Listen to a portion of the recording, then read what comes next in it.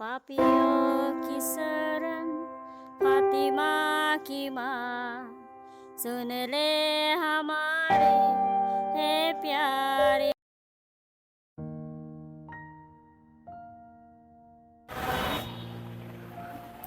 पहला पाठ तिमोथी के नाम संत पौलुस का दूसरा पत्र, अध्याय 3, पद संख्याएं 10 से 17 तक।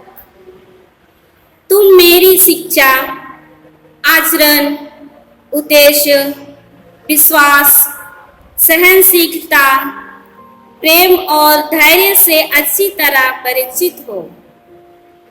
तुम जानते हो कि अंताकिया, इकोनियम और लुस्त्रा में मुझ पर क्या क्या अत्याचार हुए और मुझे कितना सताया गया। मैंने कितने अत्याचार सहे, किंतु ईश्वर सब में मेरी रक्षा करता रहा है। वास्तव में जो लोग मसीह के शिष्य बनकर भक्ति पूर्वक जीवन बिताना चाहेंगे, उन पर सबों को अत्याचार सहना ही पड़ेगा। किंतु पापी और धूर्त लोग दूसरों को और अपने को धोखा देते हुए बदतर होते जाएंगे। तुम्हें जो शिक्षा मिली है और तुमने जिसमें विश्वास किया है, उस पर आचरण करते रहो। याद रखो कि तुम्हें किन लोगों से यह शिक्षा मिली थी और यह कि तुम बचपन से धर्म ग्रंथ जानते हो। धर्म ग्रंथ तुम्हें उस मुक्ति का ज्ञान दे सकता है जो ईसा मसीह में विश्वास करने से प्राप्त होती है। पूरा धर्म ग्रंथ ईश्वर की प्रेरणा से लिखा गया है। वह शिक्षा देने के लिए, भ्रांत धारणाओं का खंडन करने के लिए, जीवन के सुधार के लिए और सदाचरण का प्रशिक्षण देने के लिए उपयोगी है, जिससे ईश्वर भक्त सुयोग्य और हर प्रकार के सत्कार्य के लिए उपयुक्त बन जाए। यह प्रभु की वाणी है। ईश्वर को धन्यवाद। प्रभु आप लोग के साथ हो और आपके साथ भी। संत मरकुस के अनुसार प्रभु का पवित्र सुसमाचार। प्रभु की जय। मरकुस का सुसमाचार अध्याय 12, पद संख्या 35 से 27 तक। ईसा ने मंदिर में शिक्षा देते समय यह प्रश्न उठाया, शास्त्री लोग कैसे कह सकते हैं कि मसीह दाऊद के पुत्र है? दाऊद ने स्वयं पवित्र आत्मा की प्रेरणा से कहा, प्रभु ने मेरे प्रभु से कहा, तुम तब तक मेरे दाहिने बैठे रहो जब तक मैं तुम्हारे शत्रुओं को तुम्हारे पैरों तले ना डाल दूं। दाऊद स्वयं उन्हें प्रभु कहते हैं, तो वह उनके पुत्र कैसे हो सकता है? एक विशाल जनसमूह बड़ी रुचि से ईसा की बातें सुन रहा था। यह प्रभु का सुसमाचार है। ख्रिस्त की जय। सबको जय यीशु। जय यीशु। आज का पाठ में संत तिमोथी के द्वारा ईश्वर हमसे कहता है, पूरा धर्म ग्रंथ ईश्वर की प्रेरणा से लिखा गया है। ईश्वर प्रथम लेखक है और मनुष्य है दूसरा लेखक जिनको ईश्वर प्रेरणा देता है लिखने के लिए क्या लिखना है। ईश्वर आज हम लोगों से बातें करता है, ईश्वर हमसे बोलता है, ईश्वर हम लोगों से संबंध रखता है अपना वचन के द्वारा, धर्म ग्रंथ के द्वारा। इब्रानियों के पत्र में अध्याय 1 पद संख्या 3 ईश्वर का वचन कहता है, वह पुत्र अपना शक्तिशाली शब्द के द्वारा समस्त सृष्टि को बनाए रखता है। समस्त सृष्टि, यह सृष्टि आप और हम, जो कुछ आप लोग देखते हैं यह ईश्वर की सृष्टि है। समुद्र में मछली, सूरज, तारामंडल, पेड़ पौधा, जानवर, ये सब सृष्टि है। ये सब जानकारी हमको धर्म ग्रंथ के द्वारा हमको मिलता है। यदि हम लोग को आज स्वास्थ्य जीवन जीना है, समृद्धि का जीवन जीना है,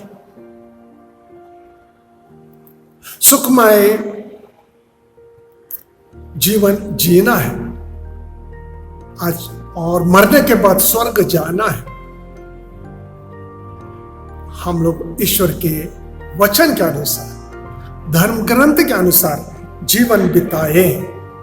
इसलिए प्रभु ने कहा, मार्ग सत्य जीवन मैं हूं, मुझसे होकर बिना कोई पिता के पास नहीं जा सकता।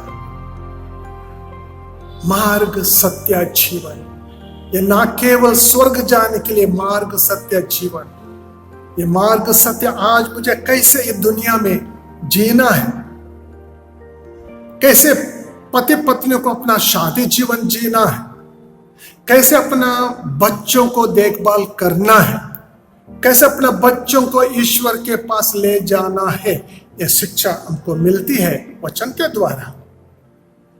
मार्ग सत्य जीवन, ईश्वर का वचन मार्ग सत्य जीवन है। यह धर्म ग्रंथ प्रभु का मार्ग सत्य जीवन है। इसलिए मूसा लोगों से कहता है, क्या कहते हैं, ध्यान से सुने इसको। इन सब शब्दों को जिन्हें मैंने आज तुम लोगों को सुनाया, अपने हृदय में अंकित करो, हृदय में अंकित करो। धर्म ग्रंथ का वचन अंकित करो, मतलब विश्वास करो, अपना लो, घोषणा करो। और उसके बाद प्रभु कहता है, अपने बच्चों को आदेश दो कि वे इस धर्म ग्रंथ का, संहिता का सब शब्दों का सावधानी से पालन करें। बच्चों को आदेश दो। क्या आज माता पिता अपने बच्चों को आदेश देते हैं वचन पढ़ने के लिए? और उसके बाद हमारा बच्चे ईश्वर के वचन के अनुसार, आदेश के अनुसार, ईश्वर का वचन के अनुसार जीवन बिताते हैं। आज ना बच्चे ईश्वर का वचन नहीं जानते हैं, शायद माता पिता नहीं जानते हैं। इसके कारण क्या होता है? वेदे विवरण 28 अध्याय पद संख्या 41 में प्रभु का वचन कहता है, तुम्हारे यहाँ पुत्र पुत्रियां उत्पन्न होंगे। सुनिए एक बार फिर, तुम्हारे यहाँ पुत्र पुत्रियां उत्पन्न होंगे, किंतु तुम्हारे नहीं रहेंगे, क्योंकि वे बंदी बनाकर ले जाए जाएंगे। कहां बंदी बनाएंगे? कौन बंदी बनाएगा? आपका पुत्र पुत्रियों को बंदी बनाकर। आज हमारा बच्चे बंदी हैं। कुछ बच्चे डूबे हुए हैं नशीले पदार्थ में, ड्रग्स में, गुटखा, खैनी, शराब, सिगरेट। कुछ बच्चे डूबे हुए हैं शारीरिक वासनाओं में। बंदी बनाकर ले गए, माता पिता के अधीन नहीं है, क्योंकि उनका ईश्वर का वचन नहीं मिला है। ईश्वर का जीवन हमारे बच्चों में नहीं है। हमारे पुत्र पुत्रियां हमारा अधीन नहीं है। इस पर गौर करें। एक शास्त्री ईसा के पास आया और पूछने लगा, गुरुवर, अनंत जीवन पाने के लिए मुझे क्या करना चाहिए? यीशु ने तुरंत उनसे कहा,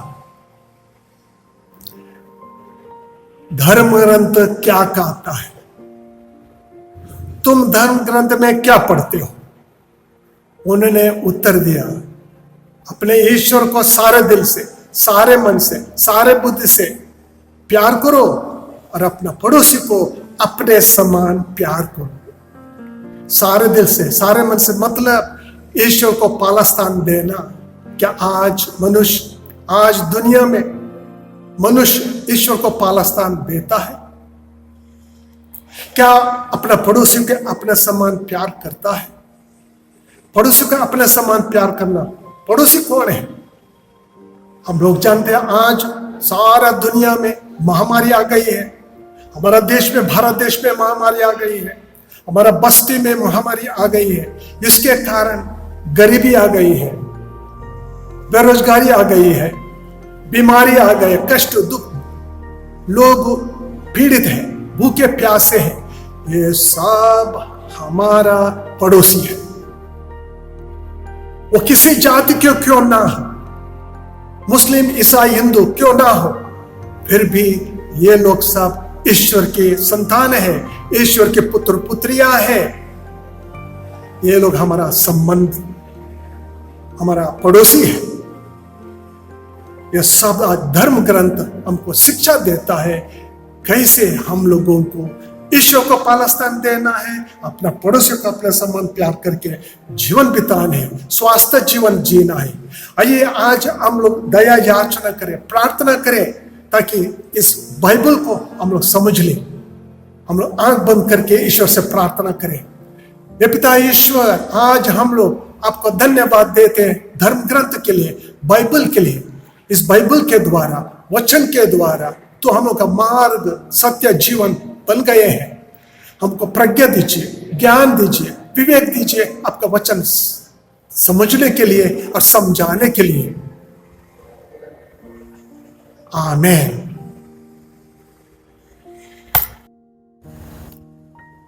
क्रिस्त में प्रिय भाई और बहनों, 13 मई 2020 से हम लोग यहाँ से मीसा के दैनिक पाठ और उन पर छोटा सा मनन चिंतन प्रस्तुत करते आ रहे।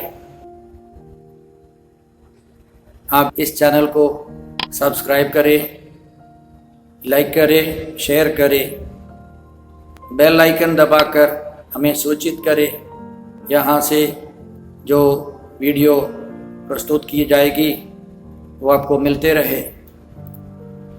प्रभु आपको 100 गुनी आशीष दे। जय यीशु।